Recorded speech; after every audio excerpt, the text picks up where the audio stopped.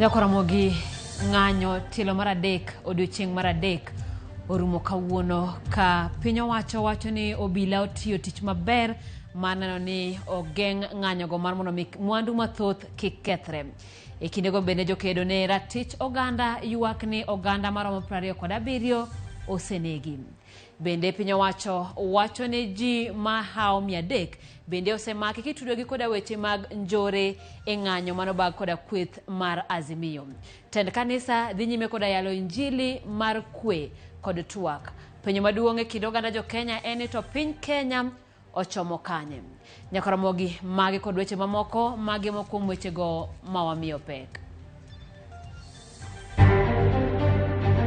While President Ruto has promised to end the era of police killer squads, the recent unfolding events reveal that the security agencies have clear intentions to execute protesters.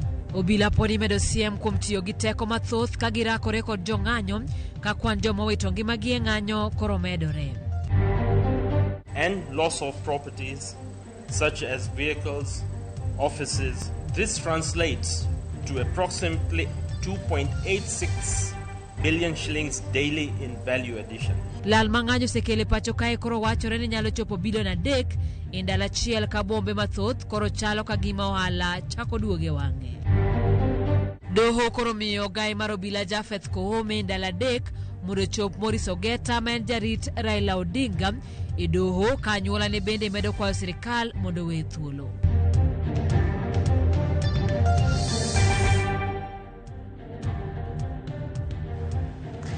Machiegni Ramogi watudre e namba mar ote machuok 2360 wantiere mbui mar Facebook, YouTube achiel kachiel, bende yudo kanyo Instagram kachiel kod Twitter.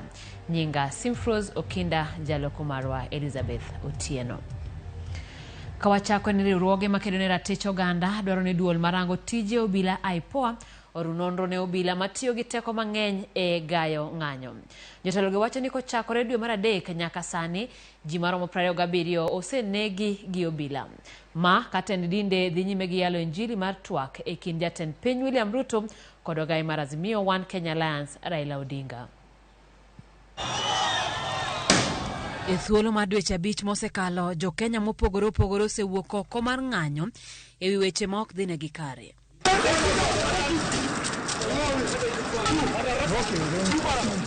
Gima osenyedhore lela en teko mathoth ma obila osebedo ka tiyo godo e kedo gi jong'anyo.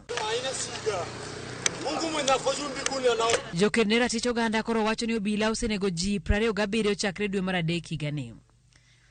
Riwruogegi koro kwayo duol marango tije obila IPOA mondo runonro ne obila matiyo gi teko mathoth e kinde ng'anyo. The Independent Policing Oversight Authority, IPOA, and the Internal Affairs Unit should investigate cases of arbitrary arrests, mistreatment, and all atrocities committed by the National Police Service. So the Director of Public Prosecution should take stern action against public officers, specifically the Nakuru West Member of Parliament, who misuse their firearms. Jotelo gi ywak ni obila nyalo bedo ni tiyo gi grube mag njore bende e sando kendo nego oganda tok yudo chik mar nek kowuok kuom piny owacho. While President Ruto has promised to end the era of police killer squads, the recent unfolding events reveal that the security agencies have clear intentions to execute protesters. Protesters who are Kenyan citizens. The 5 deaths in Mlolongo are clear examples of state-ordered executions. Out of these, 3 had gunshots to the head. 1 had a gunshot wound on the chest at close range.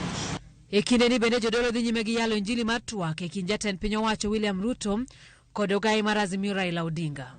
Wabiro kawuono mondo wakwa kwe e kind ker mar piny Mheshimiwa Dr. Ruto kaachiel gi jatendwa Mheshimiwa Raila Odinga. Ji ariyo gi wakoyo ni kwe obedie kendo giwe wach mar ng'anyo to gibed piny mondo giwuo kaka oganda wang'eyo ni ka gibedo piny ma giwuoyo to kwe biro bedoe. Jodolo gi onyiso luoro ni piny Kenya kidek nyumore e bugo marach ka jotelo go tamore yuore mesa mar twak ma giwacho ni mabiro reso Kenya. Let us all remember that the solution to the financial crisis and devastation of poverty we are experiencing is not solved by violence, but rather through people-focused governance and devoid of corruption and impunity. We appeal to all of us to adopt a new form of maandamano by demonstrating peace and calm. Jotelo gi kod gombo ni ng'anyo tielo mar adek marumo kawuono dhi bedo giko mar sandruok mar oganda e lwet piny owacho. Doho mamalo ma Nairobi omiyo obila ndara adek mar chwalo Morris Ogeta ma en jarito gai mar Azimio Raila Odinga e doho mondo donjne kod ketho ma omiyo obila ne omake chieng' tich adek. Jal buche Lawrence Mugambi okoni oken gi makare dhi nyime gi geng'o ne Ogeta kama ok ong'e ma ok gichwale e doho. Kaka George Batileronwa magitimore kinde ma doho ma Milimani Nairobi ne oweyo jaod bura ma Embakasi East Babu Owino kod rambun mar Sh100,000. Odiochieng' mar adek bang'e yangore ni obila ne ong'wano rando Morris Ogeta ma en jarito gai mar Azimio Raila Odinga kendo dhi kode kama pok oyange nyaka sani. Doho mamalo ma Nairobi kokalo andika omiyo obila ndalo adek mondo gichwal Ogeta e doho ma Nairobi kata doho moro amora ma pachoka mondo yangne gimomiyo ne omake. Jal buche Lawrence Mugambi mogolo chikno oketo tarik 31 mar dweni mar yango kadiponi obila oluwo chikno kata oyo.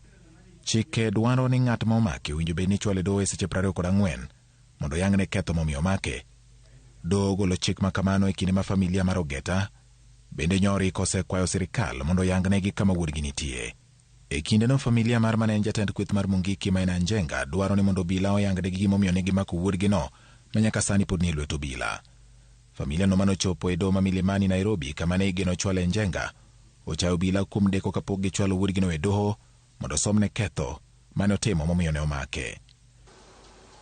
Magi timore e kinde ma doho ma Milimani Nairobi oweyo jaod bura ma Embakasi East Babu Owino ma obila yande osebedo ka londo godo piny gi rambun mar omenda maromo 100,000 bang' nyochwale doho nyoro kendo duoke doho kawuono.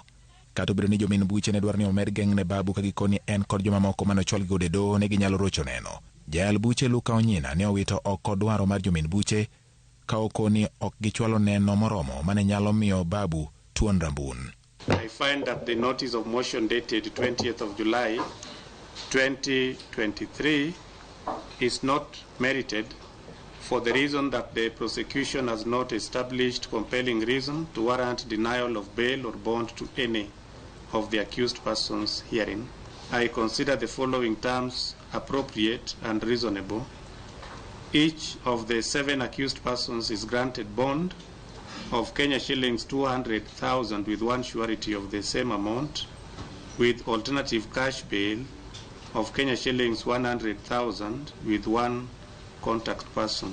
Kaluwore kod jomin buche, Babu menon dhi otieno mar tich ariyo e paw ndeke maduong' ma Jomo Kenyatta Nairobi e kinde manowuok Mombasa nyodonjne kod ketho mar chano ng'anyo mag Azimio manochakore tich adek mar jumani. Buch Babu biro dhi nyime tich ariyo e doho ma Nairobi. George Bati, Ramogi TV. Doho ma Mombasa otamore kwayo mar weyo thuolo jaod bura ma Kilifi Spika Makono kanyakla kod achije moko ariyo mane omaki ng'anyo tich adek e gwenge ma Kilifi. Okinde mag piny owacho koni gi luor ne jotelogo biro dok siayo joheragi mondo dhi ng'anyo kendo. Okinde go keto kwayo mondo wegi thuolo ka giwacho ni kuonde ma gidake kendo gitiye ong'ere maonge kuma ginyalo ringo gidhiye. Jotelogo nochwale nyim jang'ad bura Martha Mutuku.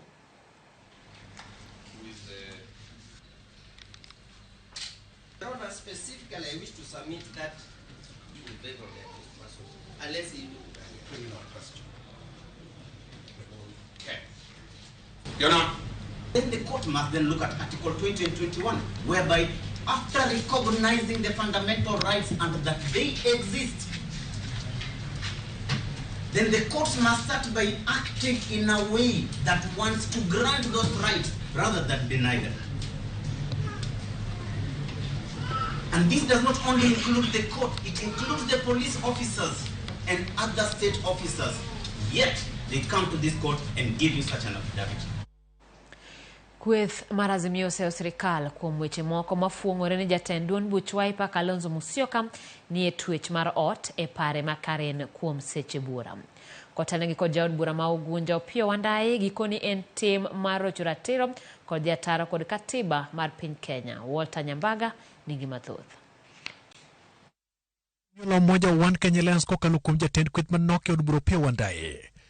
Olieko ni piny owacho dino ne jatend Wiper Party Kalonzo Musyoka par mare twech mar ot madhombo go dendo ni house arrest. We came to check on him, and luckily because when you also guys also arrived, those who had put him under house arrest also gave way, and we hope that whoever is responsible will desist from the same and allow him to enjoy his liberty. Wandayi okoni en rocho ratich Kalonzo Musyoka ponono sirikal otamo Kalonzo wuok e dala ne kata miye thuolo mar go tiklo. The information we have been given by His Excellency Kalonzo Musyoka, information which of course you know by now should be public knowledge, is that Honorable Kalonzo Musyoka's freedom was curtailed or has been curtailed since Tuesday evening. Kata kamano, wachore ni Kalonzo Musyoka ne orado kod mbete mag pinje ma oko mar manyo yore mag tieko ng'anyo mag Azimio ma okwedo godo sirikal mar Kenya Kwanza. The international community must choose whether they will continue defending freedom and democracy and human rights, or they will continue closing deals. Americans were closing trade deals in Nairobi when Kenyans were being killed. Today we ask you, and we have sent Dr. Stephen Kalonzo Musyoka to meet you. Where do you stand with the people of Kenya who are being killed, or with the dictators of Kenya? Azimio koni piny owacho sani pedho kamanda jodito mag Azimio kaka yorocho chenro mag ng'anyo. The continued arrests that you are seeing happening across the country, curtailing people's freedom is not useful, it's not in our constitution. And it's amazing how quickly we can lose all the gains that we got through our 2010 constitution. Magitimore kogai mar Azimio la Umoja wan Kenya Alliance Ludinga podo yudo fungruok bang' athung'a mager ng'wane kendo weyo ka jo era mage ni kod kibaji. Walter Nyambaga, Ramogi TV. Piny Kenya osebedo ka wito omenda maromo shillings bilion 2.8 pile ka pile kaluwore gi ng'anyo ma osebedo ka dhi nyime e pacho ka. Ma en kaluwore gi riwruok mar kembe mathedho mwandu KAM. Mabiro seche ma chenro mag ohala noduogo e wang'e chuny boma ma Nairobi ka ng'anyo ne ok otimore e chuny boma no kaka ne jomoko geno kaluwore gi chenro mar ng'anyo manoketi gi kweth mar Azimio. Lydia Okeyo nigi mathoth. Riwruok mar kembe mathedho mwandu e pacho ka Kenya Association of Manufacturers KAM oyango ni piny Kenya osebedo ka wito omenda maromo shillings bilion 2.8 pile ka pile e bero mwandu kaluwore gi ng'anyo mosebedo ka ibagi pacho ka. Business have not been spared either with reports of damages and loss of properties such as vehicles, offices, shops, infrastructure and outlets. This translates to approximately 2.86 billion shillings daily in value addition. Therefore, the country stands to lose up to 2.86 billion shillings daily if the protests continue to disrupt businesses as we have witnessed in the last 2 weeks. Jakom KAM Rajan Shah kwayo riwruok mar Azimio la Umoja wan Kenya Alliance mondo mi otigi yore mamoko e chwalo ng'ur magi na piny owacho machalo kaka doho nikech ng'anyo to medo mana ketho chumi mathur kama sani ni e wi chonge. We urge the government and Azimio la Umoja to lead from the front and strive to resolve this stalemate using peaceful means such as dialogue and any other means provided for by the Constitution. As it is, we are in a lose-lose situation. There is no winner in this scenario. E chuny boma ma Nairobi, chenro mag ohala ne odhi mbele ka ng'anyo mane igeno bagi gi kweth mar Azimio la Umoja One Kenya Alliance e chuny boma no nobare. Nyakora Mugajiwang, ma en puodho mong'ere kaka Jivanji, mabendo tisi ni Jivanji Garden, kanyo mabe nowinjo bed ni kweth mar Azimio la Umoja One Kenya Alliance kod johera gi romoe e kinde mano bag ng'anyo e pacho ka. Kata kamano, romo mantiere ka en mano mar obila mabende ogoyo tach kendo gibeda kicha mane onegi rakore gi kweth mar Azimio la Umoja One Kenya Alliance gi johera gi ponono ne githinyore e chuny boma ma Nairobi. Johala e chuny boma ma Nairobi kata kamano ywago tin mar yuto kod pek mar ngima e seche mathoth jong'iewo bende pod luor chopo e chuny boma no kaluwore gi ng'anyo go. Ji ng'anyo nikech odenyo, ji ok ng'any ni ji mor. Ere ng'ama koduoko mogo piny onge ng'ama nyalo ng'anyo. Wach kia tax magikelo mang'eny, ji overtax wa. Sani nyaka na monde tich ka kata siling masama konge. Tichak iketo ji gi koko gima ok ti gi wuondo ji. Ohala osebedo matek nikech jogi ok bi, nikech ka giwinjo ka ng'anyo nitie to onge kamoro ma ginyalo bire, nikech giluor. Gombo margi en mondo jatend piny Kenya William Ruto kod ogai mar Azimio la Umoja One Kenya Alliance Raila Odinga obed kod winjruok mondo miko obedie kendo oganda obed thuolo mar tawo chenro gi mapile. Tusipokuja kazini hatuna pesa. Kwa hivyo ikiendelea namna hii itatudhuru kabisa. Ile labda tungesema ni hawa viongozi wetu wakae chini, kwa sababu hapa tunaona hakuna hata mshindi. Sisi wa Kenya ndio tunaumia. Joma noko yiere gi jomo yiere o treat gi kaka joka ng'ata chiel en sign of unity e piny ka. Ok ni no yiere gi ji ari adego ni kata mana joge mawacho ni ok dwar maandamano go bodenyo ji odenyo duto. Baba to gimanyalo nyise weto ne ana yiere to siga bet ko fight nwa to wan jo Kenya ok wahere. Koro no yweyo tu. Koro mo 2027 kendo duogo wa yiere. Luoro pod nitie ni ponono ni ng'anyo go dhi mbele pacho ka uchumi mathur ka kidek donjo kamarach e seche mathoth oganda to pod medo mana ywago pek mar ngima kod meto mar osuru. Lydia Okeo, Ramogi TV, Nairobi.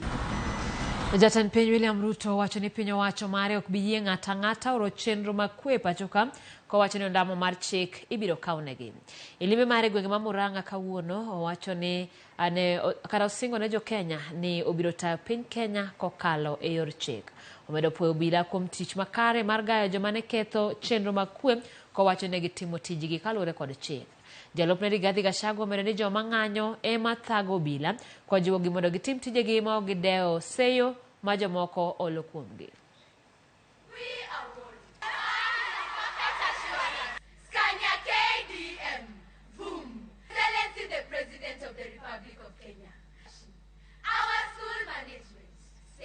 On top of our priority is a new and I want to assure you. The same way we said we are going to get rid of extrajudicial killing is the same way we are committed to making sure that there is no impunity. You cannot, at the same time, while we get rid of extrajudicial killing, you cannot introduce impunity that you can destroy people's property, you can cause mayhem, you can cause anarchy and get away with it. You will not. And we are asking our security agencies, our law enforcement officers to be thorough, to be firm, and I want to commend our security agencies for being professional in how they have handled all these people. Criminals must be dealt with firmly, decisively. Moko kuom skunde osechako chenro mar timo puonj e yor mbui kaka achiel kuom yore mag dhi nyime kod somo e kinde ng'anyo. Judith Omondi ne olorore e kaunti ma Nairobi mar rango chenro mar somo kendo lero mathoth kata bed ni moko kuom skunde to jopuonjre ne ochopie. Nyakora Ramogi lipodne wabiro miyi kanye kinde mabele gie sani wadwa ni wadhi achiel kachiel nyaka e kar dak ma Karen kama jatend piny machon Uhuru Kenyatta koro twakie. Nyakora Ramogi wadhi achiel kachiel nyaka kar dak ma Karen mane boma Nairobi kaeri kama jatend piny machon Uhuru Kenyatta koro twakie.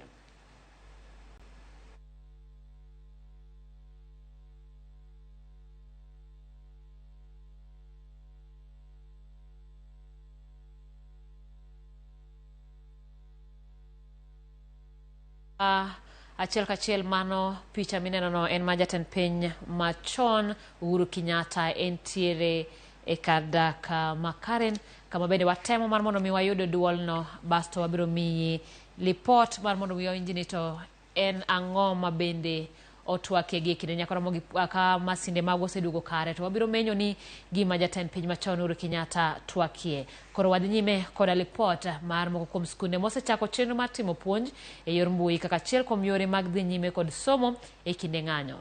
Judith Omondi ne olorore kaunti ma Nairobi mar rango chenro mar somo kendo olerono mathoth kaka kata bed ni moko kuom skunde to jopuonjre ne ochope. E odiochieng' mar adek mar ng'anyo mar Azimio la Umoja e jumani, ne en kinde mar rango kaka chenro mag somo dhi nyime ahinya to e boma ma Nairobi. Kata bed ni e chuny boma ni kod oko mare, geche mag jowuoth ne osechako wuoth matin. E moko kuom skunde, geche mag jopuonjre ne ochung' mana e laro. E gwenge kaka Embakasi South, Kibra kama ne Azimio chano bago e rombegi, moko kuom skunde ahinya to mag piny owacho kama oting'o Kibra Primary, Lang'ata Primary, St. Nicholas e kind mamoko ne odong' ka olor. E achiel kuom skul mane wayudo e japuonj, ne olernwa ni gitimo somo e yor mbui kaka achiel kuom yore mag dhi nyime kod somo kata e kindegi mag ng'anyo. Learning has been suspended for now around 3 days because of the ongoing strike, and our learners are learning online. We are making effort to ensure that our learners have continued with their studies. Moko kuom skunde mane walimo to somo ne dhi nyime, kwan mar jopuonjre mane ochopo ne okadh nus mar kwan nyithindo duto mag skundno. Registration, that is admission, the number of pupils are 52 of them, but today the turn-up is 29. Some of them come from far places, all the way from Mutawala, Syokimau, and that might be the reason why they have not reported to school, due to that fear of the political situation. Kata mana mane ochopo, japuonj maduong' mar Holy Ghost School Embakasi South, koni ok puonjgi kaluwore kod chenro mag somo kata syllabus, mak mana ni ginuoyo gigo mane gisetimo, mondo meke giwe jopuonjre mamoko chien. Some learners are not in school. Teachers are revising the content which they have covered so far, and they shall continue with the syllabus when they resume. Moko kuom skunde counties mamoko kaka Kisumu, Migori, Homa Bay bende pod ne odong' ka olor, ka penjo modong' to ni ere kaka piny owacho biro duoko somo e wang'e poni ng'anyo mag Azimio medo dhi nyime. Judith Omondi, Ramogi TV. Tok lipot mar Judith Omondi ne otero wa yweyo mar mokwongo e chenro mar ang'ich welo. Ramogi TV awuoro kaka jatend piny bawach to jatelo nyaka owach mos an Pastor Omondi otiche mar gemo nyenyorero kamano. Ramogi TV dedan jamba jaseme bodi simfro zawinji maber kan tiere gashie ka an Martin Ochieng lago kawuok Rueya Kisumu East an Ramogi TV makare kan gima mana nyalago gima tek mang'anyo dhi mana mbele. Ramogi TV wan e chenro gi Bishop Joseph Nyaura kachiel gi jabak mae Isaac Lasbon Wood Sala Kabondo Misambi. Nyako Ramogi pod waduogi weche mathoth.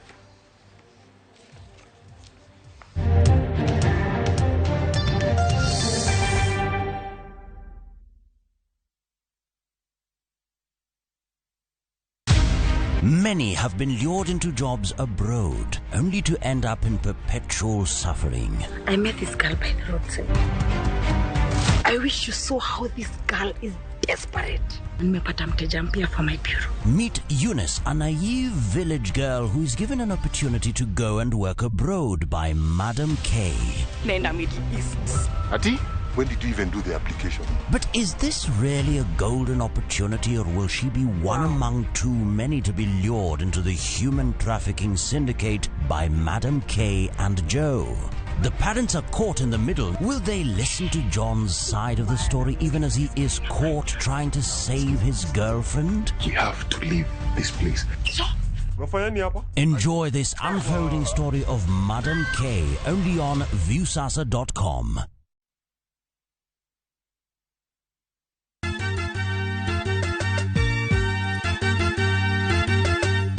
wabiro kelo pak e nying Jehova. Hallelujah, maler, maler, wamiyo Nyasaye.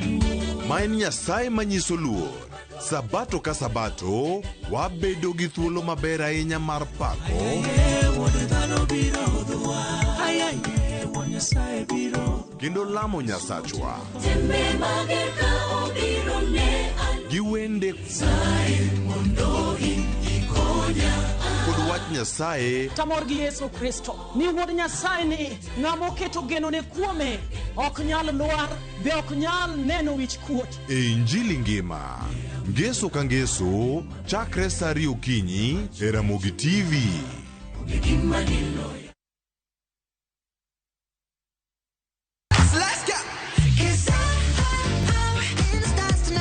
Ngeso ka ngeso en chieng' mor ne nyithindo. E chenro mar rogo mar nyithindo saa 3 gokinyi. But success in excess. Udi wadhi nyime kendo wadhi medo mor nyadichiel, nyadiriyo, nyadidek. Waseyudo miel manyachon gi manyasani,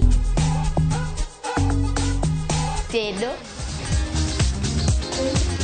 katiratira, tugo gi gik moko mang'eny mabeyo beyo. Wayud mor gi ilo kaka rogo mar nyithindo. Kikelo ni kod Logs Ponde, Sally Kosgei Odhiambo, to gi Josephine Achieng'. Rogo mar nyithindo, ngeso saa 3 mar okinyi, to ibonwa e Jumapil saa 8 mana e Ramogi TV. Sasa kwa thao moja tu unaweza pata third party cover for your private motor vehicle valid for 30 days. Say goodbye to expensive motor vehicle insurance. Pata bima kutoka Direct Line Assurance. Kujisajili bonyeza *487#. Weka namba plate ya gari yako, ID namba yako, email address yako na ulipe thao moja tu. And your digital cover will be sent to you instantly. Collect your sticker at your nearest Total service station. Dial *487# upate third party motor insurance valid for 30 days. Pap, ni thao tu.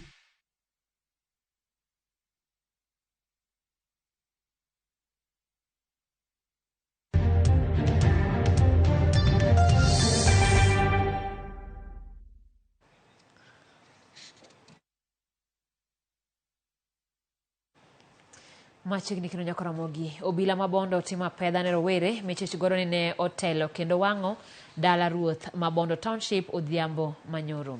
Mano notimore sama ng'at achiel nogo bunde mowito ngimane kanyo kama chielo to wito ngimane kiringo godo manyo thieth. Joja oko miyowa ler. Ma e kaka dala ruoth Mabondo Township Walter Omolo ne odong' kachalo bang' kweth jong'anyo mane ni kod mahu mager muko rangach kendo donjo ei dalane kuma ne gikwale mwandu mopogore kaeto giteo mach e udi ariyo. Wachore ni jong'anyo go ne okawo okang' makamano bang' chich ni ruodhno ema notudore gi obila mane ochwado gi maginya jong'anyo wetegi ariyo, kuma achiel kuomgi ne owito ngimane kanyo kama chielo to ne chunyo chot ka iringo kode kar thieth Kisumu dhi golo magina mane moke dende. An ok ang'eyo gimomiyo gino notimre, nikech an ne ok adhi kata kuma ne ging'anye.